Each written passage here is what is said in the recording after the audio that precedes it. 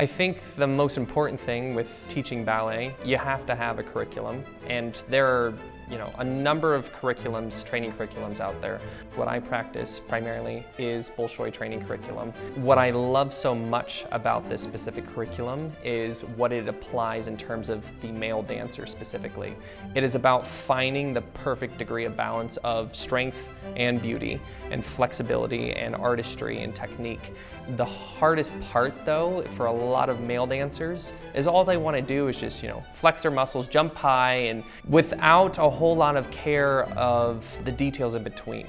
Most male dancers, when they think about ballet, they think about three things. They think about a pirouette, think about tour en l'air, and they think about cabrioles or something along those lines. They think about these iconic, very strong, masculine presenting steps.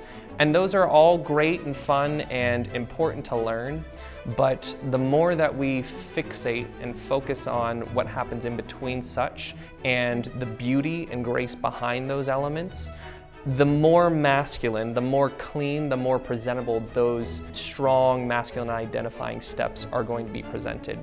And it's hard to do that unless you either, one, have worked with a lot of male dancers before, you are a male dancer yourself and have trained and have been a professional dancer for a number of years, because these students, they look for, what am I feeling? I don't know what I'm feeling, and I need somebody to articulate what it is I'm feeling and how to better steer myself in the correct direction.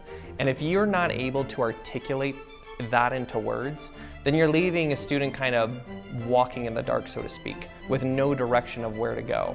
And that, for a lot of students, becomes incredibly frustrating and hard, and they feel like they're running into a brick wall 9 times out of 10.